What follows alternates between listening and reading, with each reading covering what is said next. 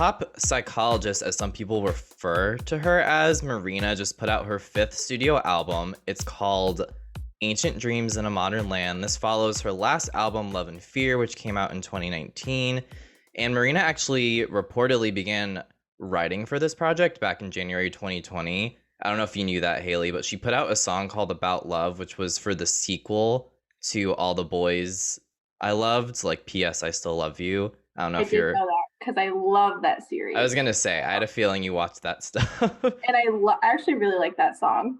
Yeah, so she's had this kind of on her radar for a while. And Haley, something that you may or may not have been telling me before before we started recording is that you have been following Marina for a while. So is that correct? Yes, yeah. I listened to her a lot when I was in middle school, so like 13, 14, and I've definitely been like following her career. I really liked Electra Heart and the Fruit album. I kind of fell out a little bit afterwards, so it was really Hmm. nice coming back to listen to her again and get back into all those sounds. Yeah, and something that really stood out to me too about this album, and I followed Marina too about the same time that you got into her. Like, I love the Electra Heart album. I think the album's so good and so unique. And a lot of people have said that this album that she just put out is like a return to her older sounds, like you said. And like I specifically heard like the Fruit album too, how you mentioned, because that one's like very poppy. And that's when she really started to experiment with like more mainstream pop sounds. And in fact, this album, the people have described it as an electro pop and dance record. Like, would you say the same thing? I definitely think the first half is really has that electropop Yeah. sound. But I thought it was interesting because in the first half you definitely hear that, but then when you get through to the later half of the album, you Hmm. don't hear it as much. It has more of a softer sound. So I thought that was really interesting. And those first couple songs too that make up the first half of the album, it's only 10 tracks, so it's not super, super long. But out of those first, we'll say those first 5 tracks, Ancient Dreams in a Modern Land, Venus Flytrap, Man's World, and Purge the Poison were all singles that she released prior to the official album. And then I'd say probably what, like 3 out of those 4 have like that heavy, like dance pop, electro pop sound. Yeah, I agree. Yeah, it's definitely, I think even just the name and the title track, Ancient Dreams on Modern Land, was really interesting to think about because just hearing the lyrics in that song, and I watched the video and listened to the song again today a couple times, she's kind of talking about how she wants to like go back to a time before we had all these complicated problems. And that's kind of where this term that I mentioned earlier, pop psychologist, comes in because a lot of the material that she touches upon is very socio-political. Yes, yeah, she is such a interesting lyricist because she does focus on politics a lot, and I feel like in the those 5 songs specifically, even though they do have that pop sound, like they are so political and talk about social things. Yeah. um, like and in such interesting ways, while keeping that pop sound. So I thought that was really interesting, Mhm. that she can combine those two things that seem so like separate, but have them have like such a integrated to integrate them. Yeah. Yeah. And one reviewer too that I really, really liked the way she described it is that Marina's music always has like these hidden messages. And on this album specifically, she said, or this person said, that the lyrics slap you in the face while you dance along. I just thought that Mhm. was like brilliant. Like, I just thought that was the perfect way to describe this. I know, yeah. Like I remember in like past albums, it was a little bit more like not necessarily because they did kind of they were very loud lyrics, I feel like in past albums, but Yeah. for some reason they just seem louder. Maybe just because our issues that we've been facing, like they're focusing on American Mm, issues, and maybe just because our American issues are so in our face now because of yeah. the pandemic, that we've kind of just had to face them head on. And so maybe just because they just seem so much more relevant now, it seems like her music is louder, even though kind of she's had those messages all along. So Yeah. I don't know. I'd have to go back and listen, but that's an interesting thing. Yeah. It's funny too, like talking about how these are American problems. Marina's not even American. I Like know, yeah. like she's born in Wales, so she's Welsh. But then I think, well, I don't know because I didn't look it up, but she says in one of the songs that she's like, I live in LA with my friends now. Yeah, she So does. Yeah. I don't remember which song that is, but yeah, it might have been Man's World actually or something or one of those first couple ones. it's definitely one of the pop ones. Yeah, I one of the remember. more high energy ones. And Maybe, especially New America too, like on that topic that we're saying about American issues. That one's like literally just a whole list of the issues and things that well, even things that like she throws in that we take advantage of, like healthcare and like access to education, but then also kind of contradicts it or juxtapositions it. I can't say that word with like other things that we have to fix, if that makes mhm. sense. Yes, yeah, definitely. I can totally hear that in the song. Yeah. Did you have like a favorite track or something else that really stood out to you about the album? So I feel like when I think about this album, I think about like the two kind of halves that we've kind of separated is Hmm. the like really dance poppy political ones in the first five, and then the last five that we haven't really talked about too much. Hmm. And so I guess I could say like one of each if that's cool. Yeah, do Um, that.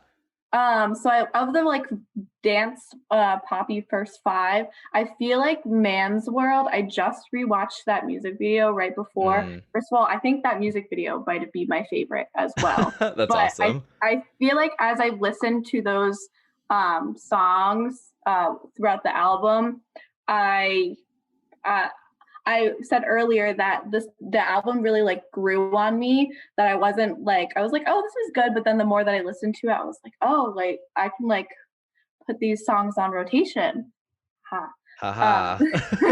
And so I think Man's World is one that of those first five that I really liked. But the song that I heard immediately and the first time I heard it, I was like, wow, I really like this Mm. song. I'm gonna like it. Hmm. Is Goodbye.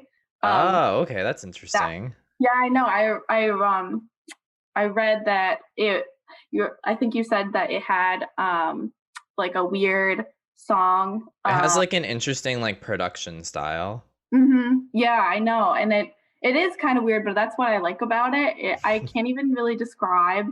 Um I think I just like the slow like Hmm. um and like the lyricism of it. I think yeah, I really like Goodbye. That's my favorite one.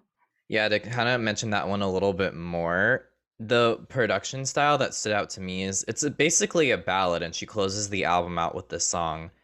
And right before the main chorus, there's like this sudden like piano thump on just like a bunch of different keys on the piano.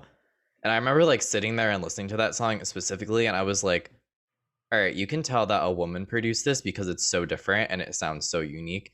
And that actually was a huge component that Marina made, or I should say, a huge initiative that she launched with this album, is that she actually worked, I think, with all female producers and writers, and like her whole team was just women. And that was like a really personal thing for her to do. I don't know if you knew about that.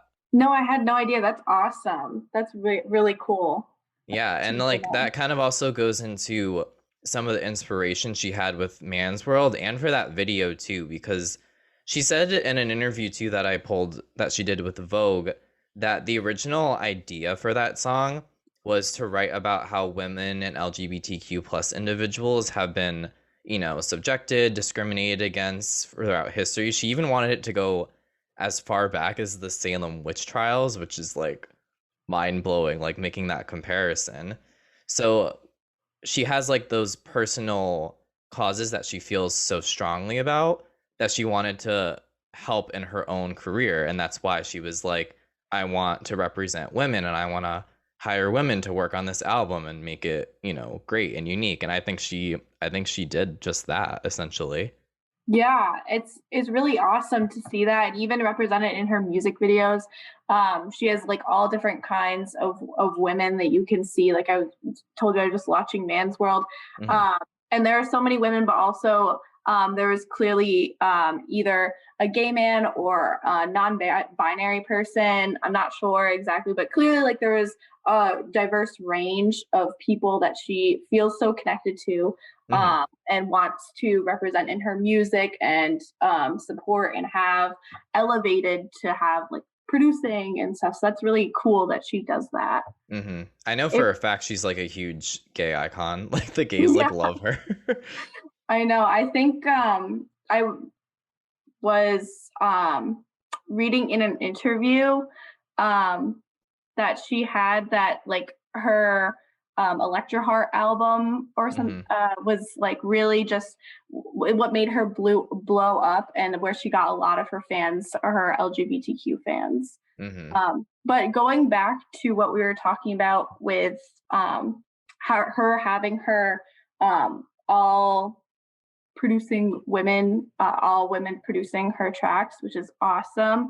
I think I also saw in a different interview that she stepped away from music for a few Hmm. years because she kind of was like having some um, confusion with her like artistic identity and like a vision of like what success looks like. And Yeah. so I would wonder if her vision of success is having more women, more LGBTQ Yeah. representation, and that's how she defines success, which I don't know, but I wonder if that's something that she is more interested in than the like number ones or Yeah.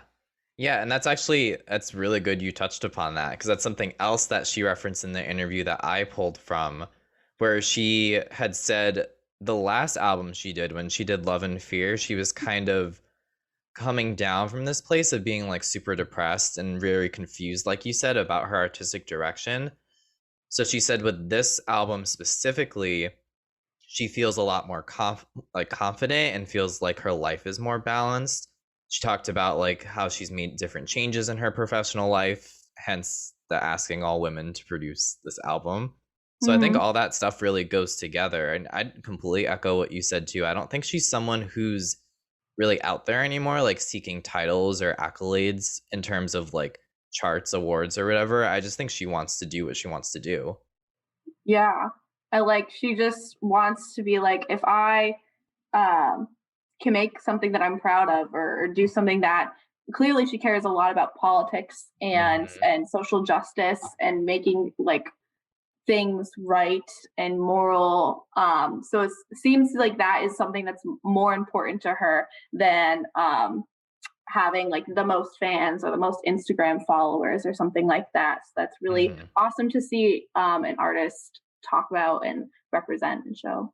And on the note of talking about some of the music videos too, like we talked about Man's World a little bit and the representation behind that and the people that she had in it as well.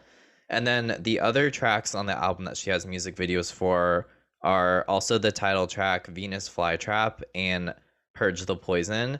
And all of those videos, I think you might have noticed this too, Haley, they all kind of have like a similar theme going on with like these really cool like retro type elements like from the 70s, 60s, 80s, like that time period.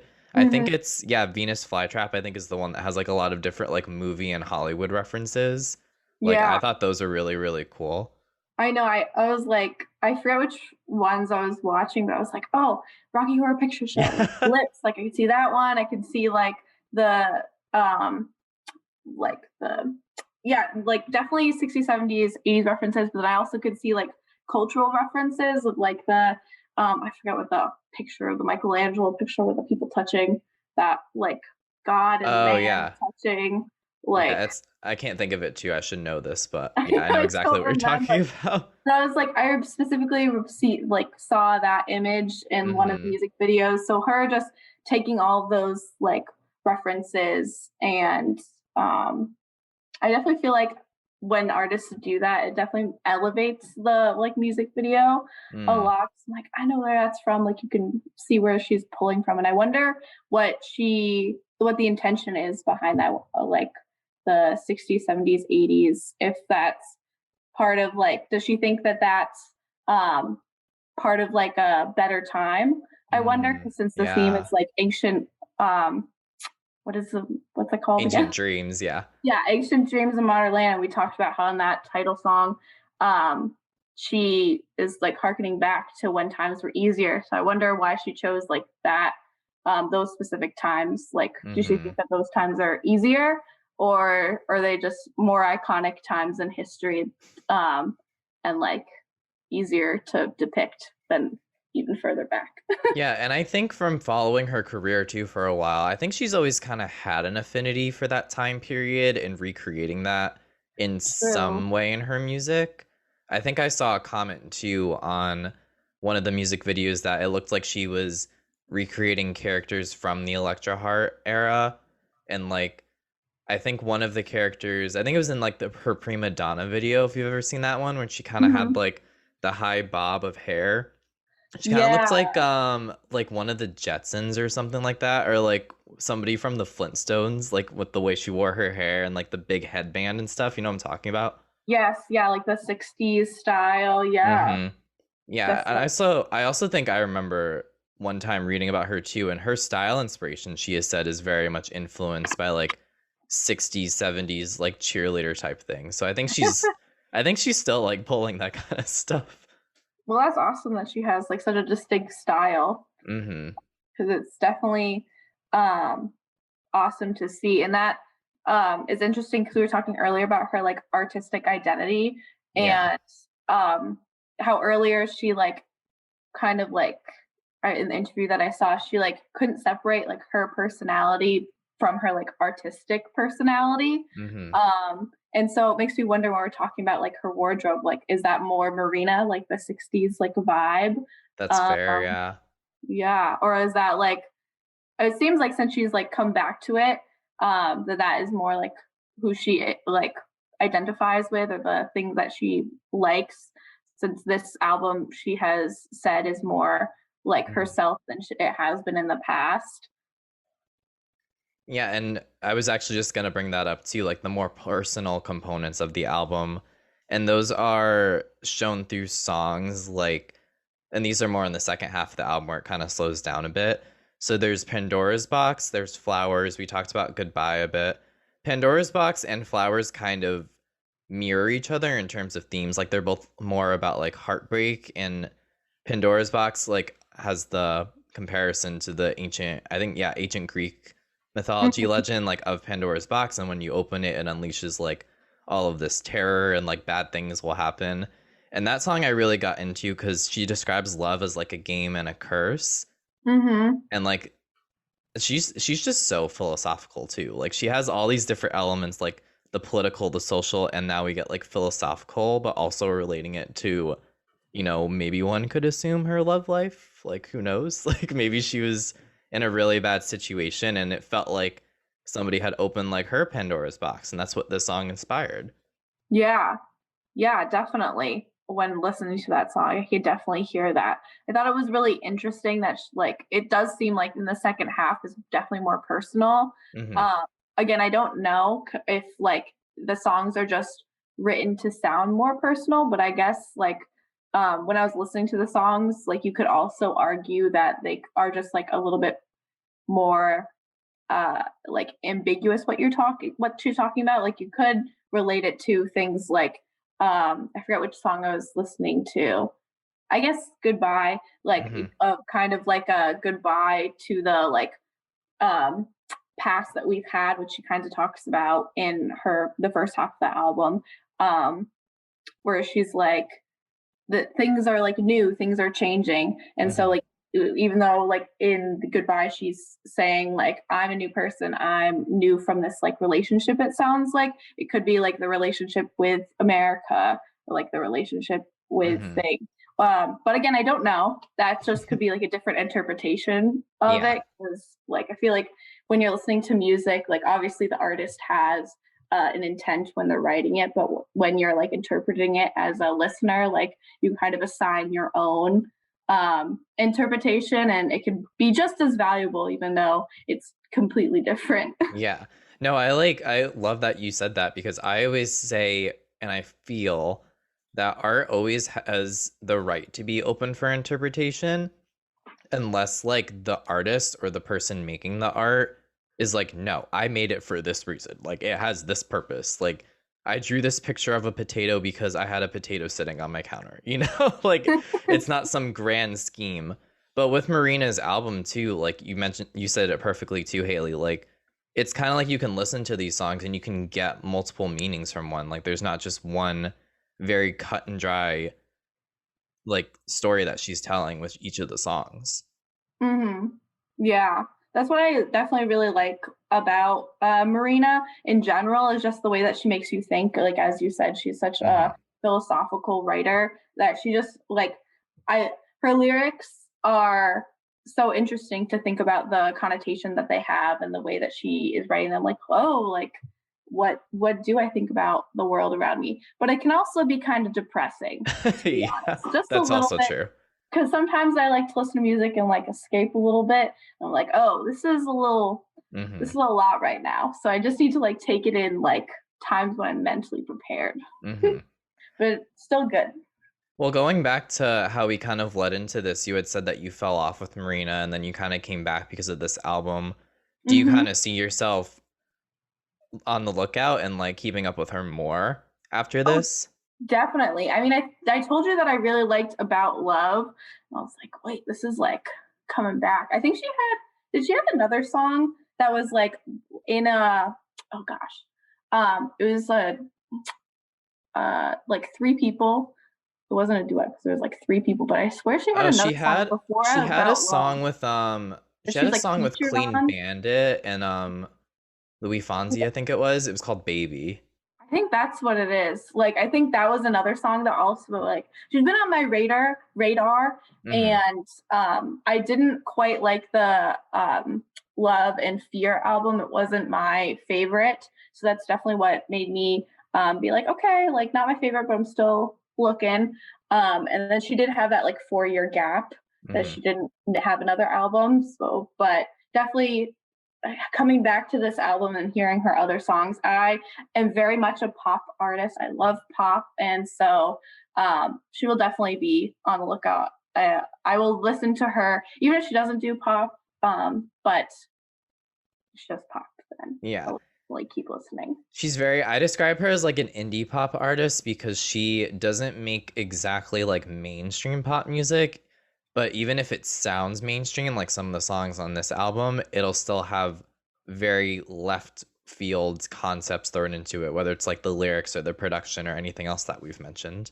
Mm-hmm. Yes, definitely.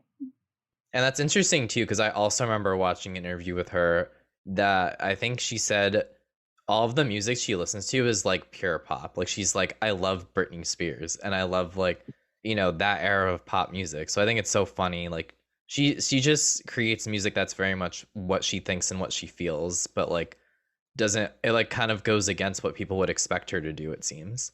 I think she had like a song. I remember in Fruit that was like "You Can't Pin Me Down." That one that kind Yeah. of like shows that like people are always trying to be like do this kind of music, do this like kind of thing. Or like you like this, so why aren't you doing this kind of thing? Hmm. And she was like, you can't, obviously, you can't put me down. But I remember that song specifically, and she seems like she definitely still has that attitude, which I really enjoy, and I really like that she defines success in her own way instead of how like the world might view Hmm. it. All right, and I have one other question I really want to ask you because I just saw it on my notes too. The same reviewer in the review I pulled from the site called Gigwise, they had said that this album could be a contender for album of the year. What do you think about that? Okay. I'm not a huge like I don't know all the like I don't know what goes on with the Grammys. I feel like Yeah. that's like a mystery in itself of what they're doing out there. Hmm. Um so let's think things that have come out recently that would be in contention for the Grammys this year. Let's think about other Sure. albums. Yeah. Because I feel like you have to have a relation to the other ones. You have Hmm. J. Cole's new album. You have obviously Olivia Rodrigo's album, which she is a debut artist, Yeah. but has had huge success. So those would be Hmm. um, interesting. So J. Cole, Olivia Rodrigo. Um, Evermore, I guess, would be in contending because I think it was That's right true. Yeah. after. And there'd be a few other ones. Obviously, the year isn't over yet, but those are like A couple that stand out. Yeah. the couple that stand out to me personally. And then in contention to Marina's album, I feel like if the Grammys are really looking for some political like things, then they might definitely gravitate towards the people who like pop, like the pop Grammy voters. I feel like would definitely be interested in those pop songs. But I Hmm. know that they really like sonic cohesiveness at the Right. Grammys, and I don't know if this album has that, which I personally like because it Hmm. has that variety, but it does have like that mix of like ballads and pop, and I don't know if they necessarily are like sonically cohesive, even though I do think that they do have really great songs, you know? Hmm. I What do think I think you could say there's a thread. I always like to use that term where it's like there's a common thread of sounds and sonic elements. Mhm. Like it's kind of like there's a line and everything's jumping off of it, but it's just the point of where they land on the graph. Mhm. But yeah, when I saw that comment, I was like, that's a really big statement to make. I mean, we're essentially halfway through the year now. So that's definitely something you can start to think about. But I Mhm. don't know, like I think just in terms of her and taking so much time off from music, it might be tough for her to gain like that kind of popularity that she maybe doesn't have or used to have. So I Yeah. don't I don't know, but like I'm a strong advocate to say like if I think a work deserves recognition, it should get the recognition it deserves. Oh, absolutely. Her lyricism definitely deserves some kind of um praise or Yeah. something. I definitely think that her lyrics are great in the album, and I like the production of Hmm. the songs that she has. I think it's really great. Yeah. Uh I'm trying to think. I was going to say something. I'm not sure what it was. That's okay. Maybe That's she'll okay. maybe she'll get some Brit Awards. Maybe she just won't get Grammys, but like Brit Awards are still a pretty big deal. Yeah, no, definitely. And she's in that area. Oh, I remember what I was gonna say. That even no matter what happens, I feel like she's really like loving herself, and no matter what happens, like it doesn't. The awards don't really matter as much as like her feeling like confident in herself Hmm. and confident in her music. And I feel like that she definitely has that from what I've seen, Hmm. and she should be really proud. Agreed. 100%. Well, thanks, Haley. I'm glad you could come on and review the album with me. Ancient Dreams in a Modern Land by Marina, that is again. Thanks Yeah, again. I appreciate you coming on. yeah, of course. Thank you for having me. This is my first time being interviewed for a podcast, so hopefully I did something right. We'll let the listeners decide. All right. Drop your comments below if you're watching. We'll let them decide. You're like, she sucks. Stop it. Never have to review anything again. No, be nice. She's my friend, everybody.